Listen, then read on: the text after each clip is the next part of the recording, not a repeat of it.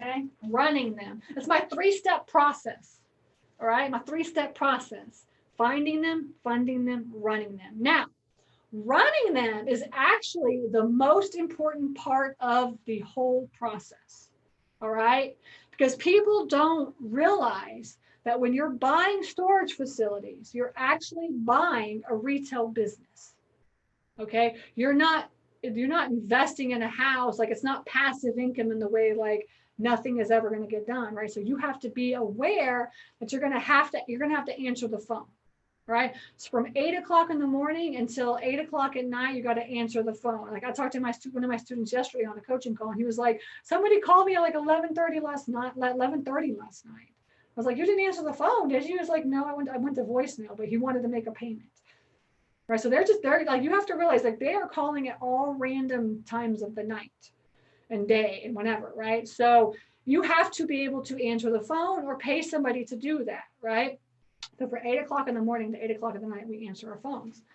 And then also another thing is that like you need to be able to organize and systematize your business so much so that it's completely electronic, completely virtual, right? Completely automated, completely systematized, so that you can be anywhere in the world and run your business, right?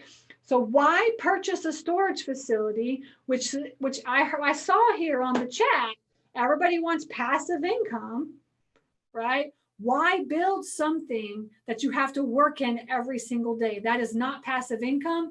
That is a business that I'm going to buy 5 years down the road. Okay. I talked to a storage facility owner the other day, and I called him up, and he was like, I was like, I'm interested in buying your facility. Would you be interested in selling? And he's like, oh yeah, no, no, no. This is like my livelihood. Like, I'm there every single day of the week. Like, this is my life. And I was like, and all the time when people tell me this, and they say this all the time, when they get up in the morning and they work their storage facility. And I'm thinking to myself, like, outside of just like answering the phones and taking in tenants, like, what do you do? I don't know what he does, because I mean, I haven't been to any of my facilities in quite a while, actually.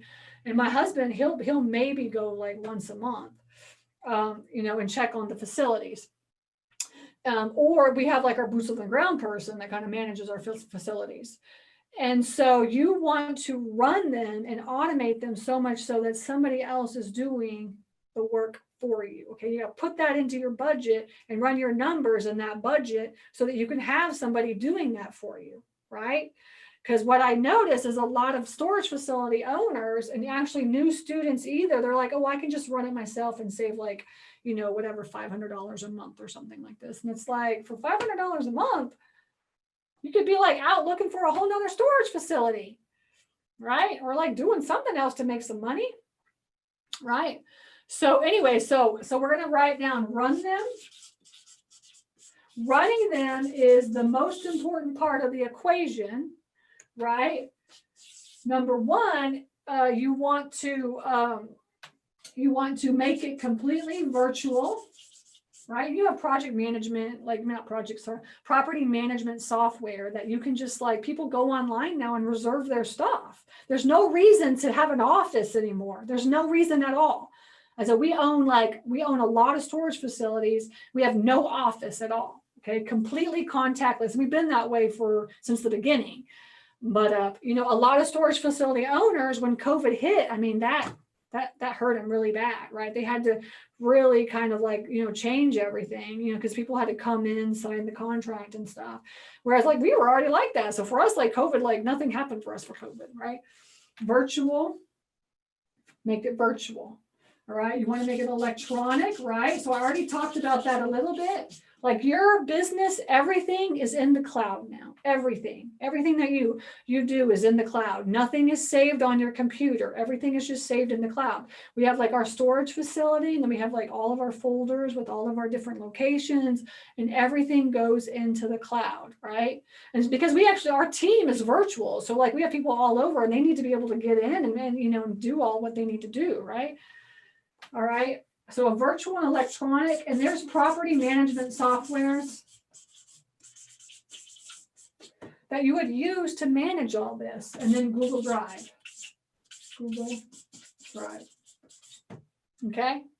And then you want to automate it, right? And this is all done through the property management system that you use. I mean, if you buy the right ones, there's some that work, some that don't do this, but you can automate all your email sequences, text blasts. When the auction process starts, that's all automated and completed, right? So everything literally is automated. I mean, they even have like storageauctions.com.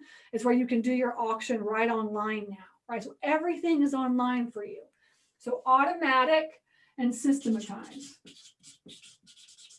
right? And you want to have everything. So when you start setting your business up, buying it to run it and managing it, you really have to think about how can you make this completely virtual so that you can build passive income. I get everybody wants passive income. If you don't do this, it will not be passive income. Believe me, you will get sucked in and then it will just like take up all your time. All right. But you don't want passive income. All right. What you want is passive wealth, right? Your goal is passive wealth. And the way that you make it passive wealth is by literally thinking outside the box, right? Literally, you've got to say, okay, not only am I going to find them and add value to them, right? And buying cheap ones that maybe you need to increase the rents and there's like maybe some land that you can add on to, right? So value add those. On top of that, you're going to automate it and systematize it so you don't even have to be there to run it. So you're not creating passive income, you're creating passive wealth. Your ultimate goal is to obtain passive income, but to create passive wealth. Okay. And then also what you need to be doing is training your tenants. I call it train your tenants. Train your tenants. All right. So that means that you got to put your foot down. Right. What that means is that, on the 1st, the rent is due. On the 5th, it's considered late or whatever, days you want to do. On the 1st, it's due. On the 5th, you get your late fee. On the 10th, there's an overlock fee. And on the 25th of the month, you start your auction process. Right.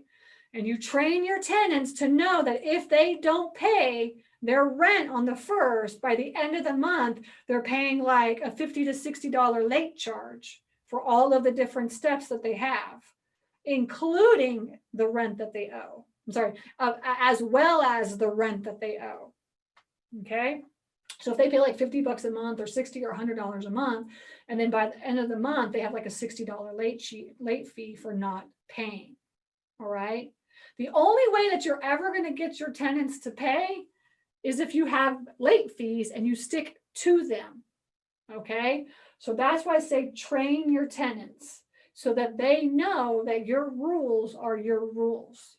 Okay. Otherwise, they will take advantage of you, and then you will become the type of facility that I buy. You do not want to become the type of facility that I buy, which is a mismanaged facility. Okay. Capiche? Right? Capiche in the chat if you're understanding what I'm saying. Otherwise, is everybody just sleeping? Am I putting everybody to sleep? That's the one thing I want to know. Who's sleeping and who's capiching? All right. Yeah. How do you spell capiche? That's a good question too. I have no idea. Everybody's spelling it completely different. So obviously we have no idea how to spell capiche. Okay, cool. All right, awesome. Capiche. All right, so we're running our facility like a facility, right? Like a business. 85% of all small businesses fail within the first couple of years. Don't become that kind of a business. Run it so, number 3, you don't take any cash, you don't take any checks, you're virtual and electronic, right? You're not pocketing that money, because if you get cash, guess what? That money, believe me, like in the beginning, we took cash and I'll be like, oh, that's good. I got $50 now. All right, so no cash, no checks, only electronic. Just get the tenants in that will actually follow your rules. And believe me, your life will be so much easier, right? And so you want to make sure that you are putting your income into QuickBooks so that you can have a P&L, a balance sheet, and tax returns with a profit for 2 to 3 years at least. If you can get this, then you can sell your property for top dollar. Okay? That is your goal. Now, whether or not you do that or not, run it like you do, because you never know when you're going to need to sell that property, or if you want to, whatever, like right now we're like thinking about selling properties. Like everybody wants to pay so much money for storage facilities. I'm like, maybe we'll just sell one of our storage facilities, make some money, and then get a bigger one or something. But anyway, so that's like I think the 3 most important things about running your facilities. Okay. All right. Any questions on that? So now you have finding them, you have funding them, and you have running them. All right. Now the next step is getting up off your ass and actually going to look for some storage facilities. Who is going to go look for storage facilities? Who's like, yes, I'm in. I'm totally going to do this.